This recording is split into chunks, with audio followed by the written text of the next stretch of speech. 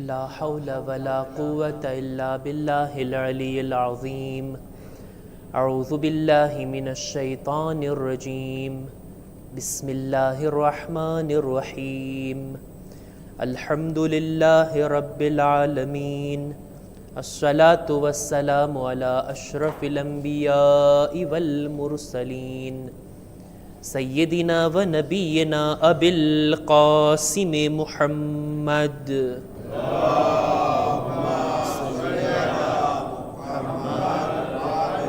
व अला अहले बैतिहि त्तय्यबीन अत्ताहिरीन अल-मअसूमीन अल-मज़लूमीन व लअनतुल्लाहि अला अअदाइहिम अजमईन। अम्मा बअद फ़क़द क़ाल अल्लाहु सुब्हानहु व तआला फ़ी किताबिहिल करीम। बिस्मिल्लाहिर रहमानिर रहीम। लक़द अरसलना रुसुलना बिल बय्यिनाति व अंज़लना मअहुमुल किताब वल मीज़ान लियक़ूमन नासु बिल क़िस्त। सलवात बर मुहम्मद व आले मुहम्मद।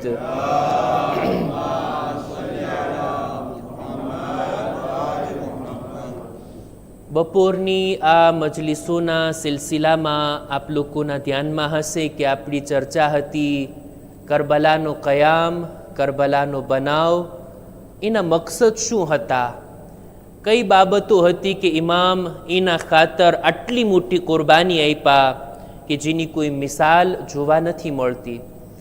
ઇમામના કયા મકસદો હતા કે જેને પૂરા કરવા ખાતર ઇમામને આટલી મોટી અઝીમ કુરબાની આપવી હતી.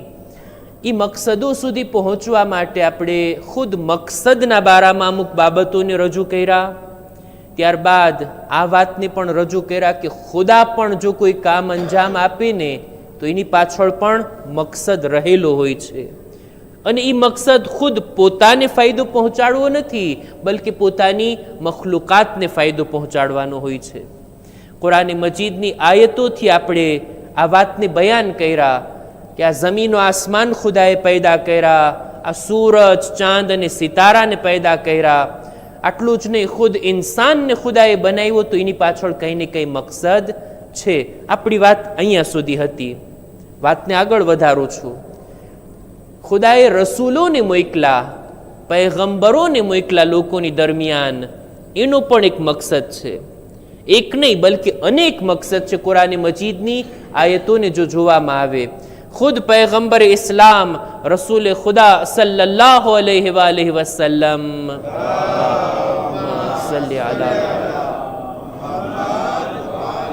પોતે પોતાના આવવાના મકસદને આ રીતના બયાન ફરમાવે છે કે બુઇસ્તુ લિઉતમ્મિમા મકારિમલ અખલાક, મને મોકલવામાં આવ્યો છે કે જેથી હું અખલાકના તમામ ઉસૂલોને કામિલ કરી આપું.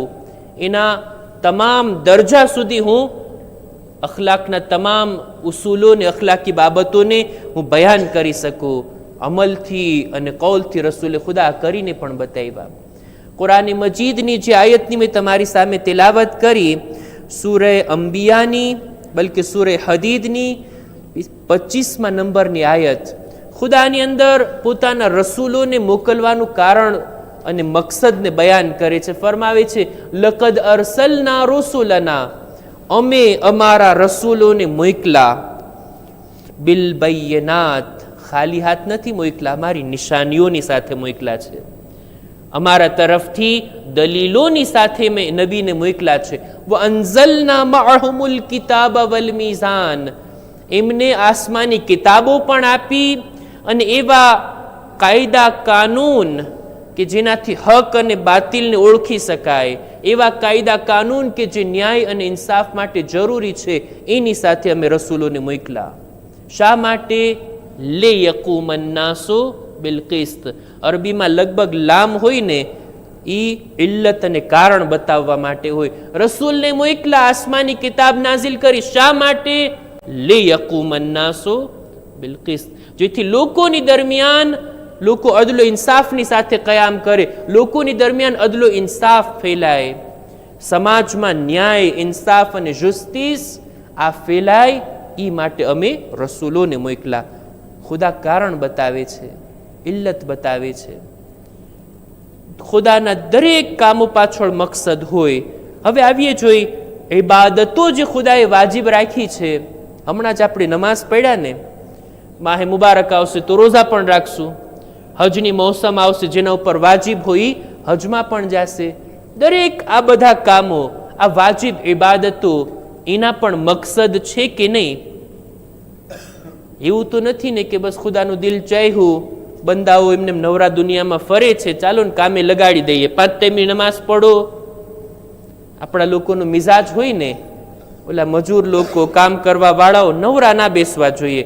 કારણ વગર કામ ચીંધે રાખીએ, આ કર, ઓલું કર, પેલું કર, બધું કરાવતા રહીએ કારણ વગર. આ મકસદ વગર હોય છે ઇન્સાનોના કામો. ઇન્સાન કરી શકે છે એવા કામ જેની પાછળ કોઈ મકસદ ના હોય.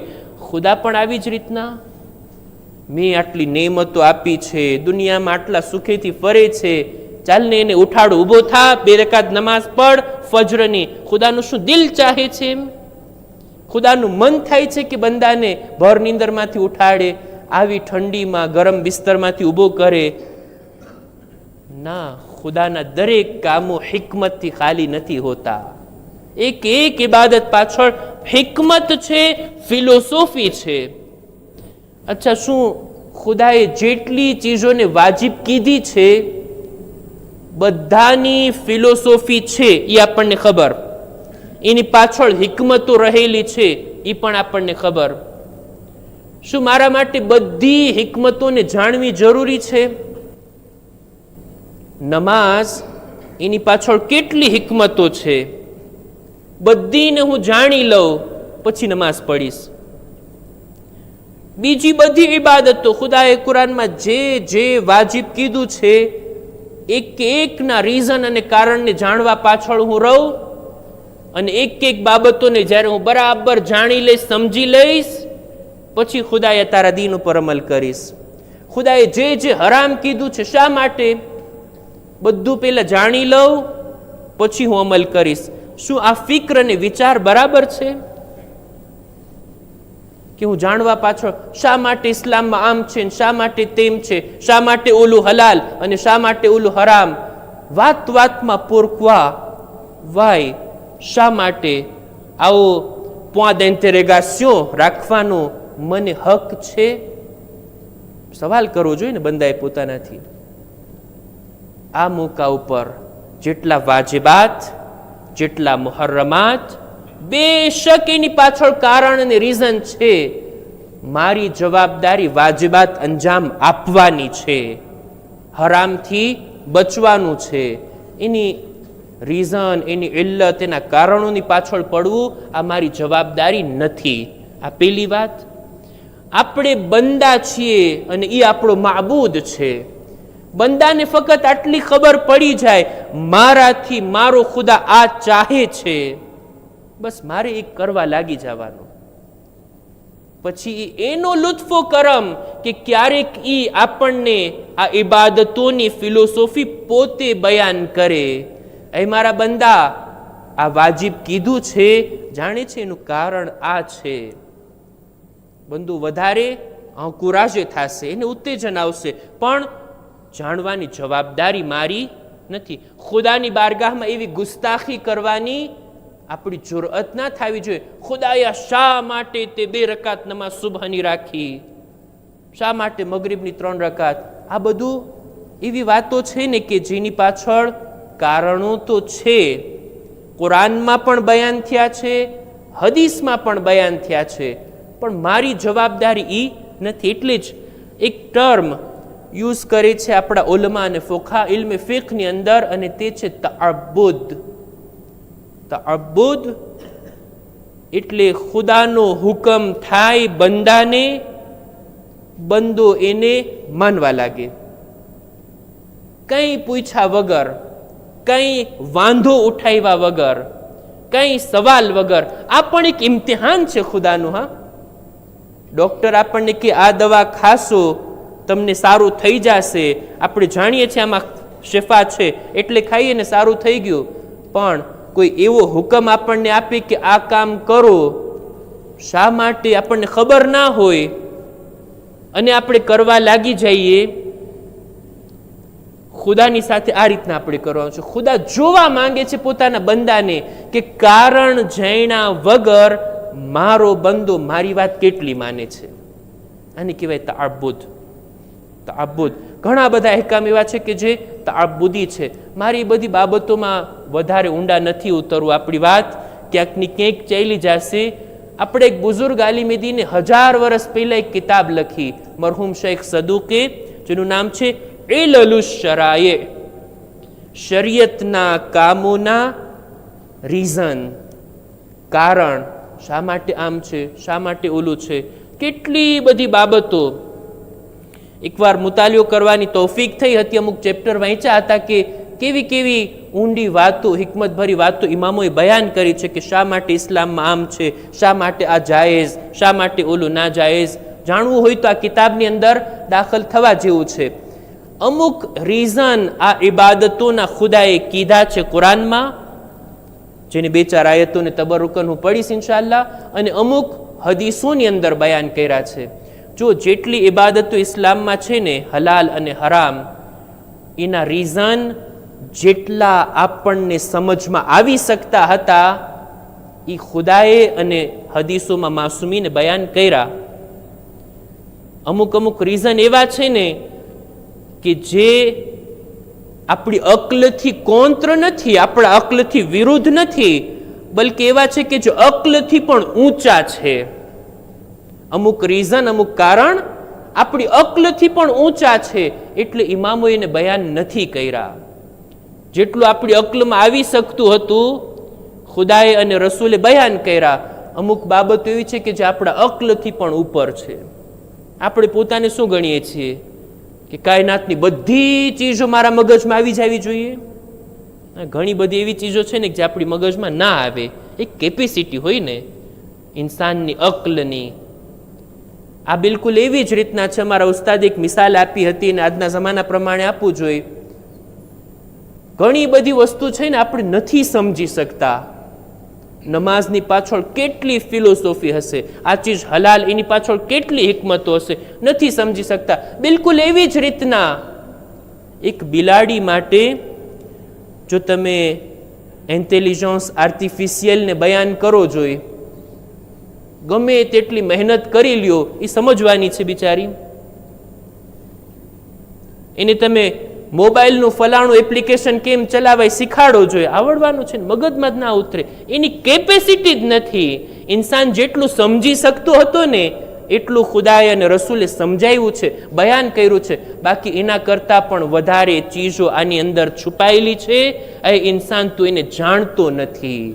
અને આ રસૂલનો એહસાન કે એને શીખાડી આપ્યું કે આ કામો કરો જેથી તમારી દુનિયામાં ભલાઈ છે અને આખિરતમાં પણ ભલાઈ છે. એક સલવાત પર મુહમ્મદ વાલે મુહમ્મદ સલ્લી અલા. નમાઝના બારામાં ખુદાએ કુરાનમાં કીધું છે ને, ઇન્ન સલાત તન્હા અનિલ ફહશાઈ વલ મુનકર.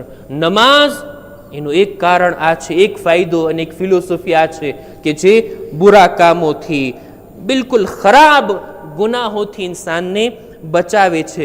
રોઝાની ફિલોસોફી પણ, જે રોઝાની આયત છે, આ લાસ્ટમાં ખુદા કહે છે લઅલ્લકુમ તત્તકૂન, તકવા હાસિલ કરે ઇન્સાન. હજના બારામાં પણ ખુદાવંદે આલમ કહે છે લિયશહદુ મનાફિઅ લહુમ, ફાયદાઓ ખુદાએ રાખ્યા છે માદી અને માનવી, દુનિયા અને આખિરતના, બદનના અને રૂહના ફાયદા છે હજની સફરમાં. એ હાસિલ થાય બંદાને, એ માટે અમે હજને વાજિબ કીધું છે. ઇસ્લામની અંદર એક એક સજાઓ મુકરર કરવામાં આવી છે કે આ ગુનાહ કરે તો એની આ સજા, કોઈને કોઈ કત્લ કરે બે ગુનાહને તો એને પણ એવી સજા. આ બધું એને કહેવાય કિસાસ. ખુદા કહે છે વલકુમ ફિલ કિસાસ હયાતુન. આ બધા કાયદા કાનૂન જે અમે રાખ્યા છે સજાના, એ તમારી જિંદગી ટકી રહે દુનિયામાં, એ માટે.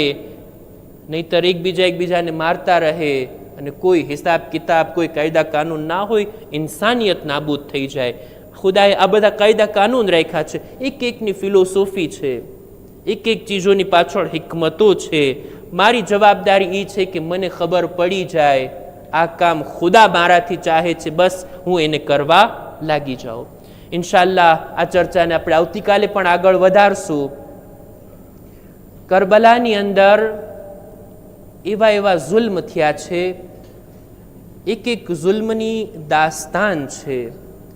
એવી રેવાયતો નજરોથી પસાર થઈ કે ખરેખર ઇન્સાન જ્યારે સાંભળે ત્યારે દિલ દુખી આવે, દિલ ભરાઈ આવે, આંખથી આંસુ વહી જાય. અલ્લામા મજલિસી લખે છે કે અસરે આશુરના જ્યારે ઇમામે હુસૈનના ખૈમા પર હમલા થયા, ઇમામની એક દુખ્તર છે ફાતિમા, પોતે બયાન કરે છે કે છે આ લોકોમાં અમારી તરફ આવવા લાગ્યા, પોતાના નૈઝાની અણીથી અમોને તકલીફ આપવા લાગ્યા.